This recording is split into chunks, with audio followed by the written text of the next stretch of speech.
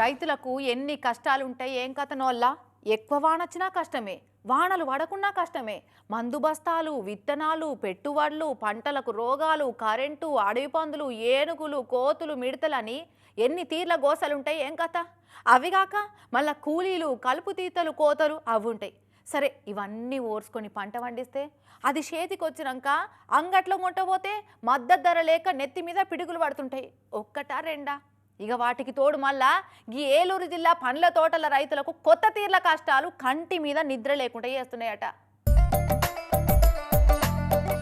ఈ నత్తలతోటి ఏలూరు జిల్లాల పండ్ల తోటల రైతులకు కొత్త కష్టాలు మోపైనాయి కదా. అగ చూడు ఏడ చూసిన నత్తల దండయాత్ర ఎట్లున్నదో.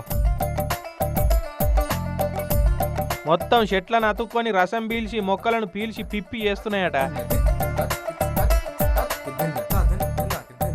చేన్లలో చెట్ల మీదనే కాదు ఇండ్లలో వాకిట్లలో కూడా వాటి కవాతే ఉన్నది పో.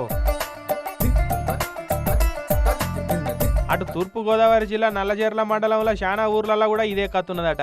నిమ్మ తోటలు కోకో తోటలు పామాయిలు బొప్పాయి జామ తోటల మొత్తం ఏడ చూసిన నత్తలే మెట్ట పెట్టినాయట.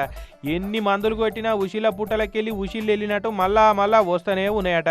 ఇక పంటలను ఇత్తుకు లేకుండా పొతం పెడుతుండే వరకు రైతులంతా నెత్తులు పట్టుకుంటున్నారు. అడవి పందులు కోతులు ఏనుగులు పురుగులతోటి బాధలేలా వస్తుంటే ఇప్పుడు ఇవి కూడా పంటలను దక్కనిస్తలేవని బుగులు పడుతున్నారు. అగ్రికల్చర్ ఆఫీసర్ల జర చేన్లలో నత్తలు రాకుండా ఎట్లా చేయాలనో రైతులకు ఆసరైతే మంచిగుండు అని అంటున్నారు.